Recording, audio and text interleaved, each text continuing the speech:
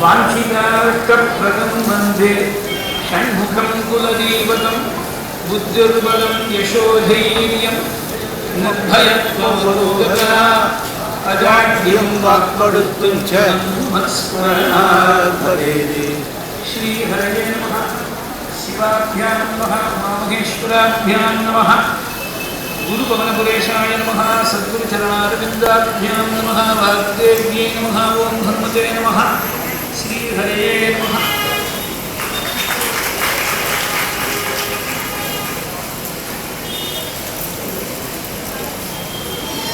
கண்கண்ட தெய்வமான மகாபெரிவாளுடைய பரமானந்த விசேஷத்தால நடந்து வரக்கூடிய இந்த சிரவண யஜ்ஞத்தில் பூர்வ சரித்திரத்தை நேற்றைய தினம் குருவுக்கு இருக்க வேண்டிய 10 லட்சணங்கள் நம்ம பெரியவாழ்க்கை எப்படி பரிபூர்ணமா இருக்கு அப்படிங்கிறத ஒவ்வொரு லட்சணத்துக்கும் சில மேற்கோள்களை பார்த்து 4வது லட்சணத்தில் நாம் இருக்கோம்.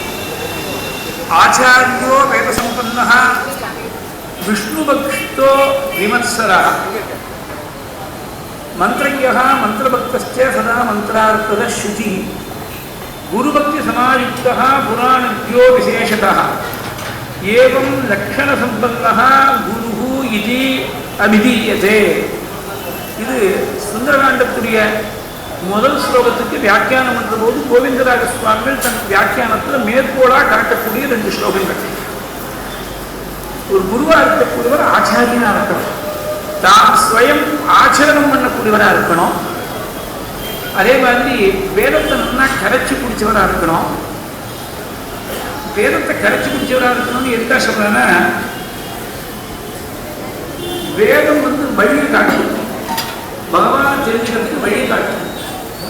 சிலவே ஜென்மாந்தரியமான சம்ஸ்கார பலத்தால அவளுக்கு ஒரு க்ஷணத்தை ஞானம் வந்துவிடலாம்.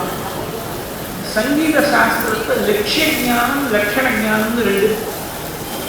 சில சைல்டு ப்ராக்டிஸ் எல்லாம் பார்த்தீங்கன்னாக்க லட்சிய ஞானத்தால 7 வயசு 8 வயசுல கச்சேரி பண்ண அனுப்பிடுவார். அவளை போய் ஆரம்ப பாடம் சொல்லுவோம்னா சிரமப்படுவாங்க.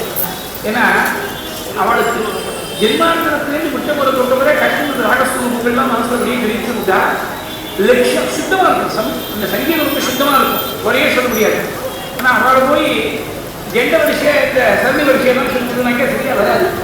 ஏன்னா லட்சண கிரமத்தில் வந்தேன், லட்சியத்தை டேரக்டாக போய் மனசனாக அப்படியே அந்த மாதிரி ஞானிகளில் சில பேர் அப்படியே எந்த விதமான சாஸ்திர அபியாசம் இருந்தாலும் நேரடியாக ஞானத்தில் அப்படியே நிஷ்டர்களாக இருக்கலாம், அவள் ஞானிகளாக இருக்கலாம்.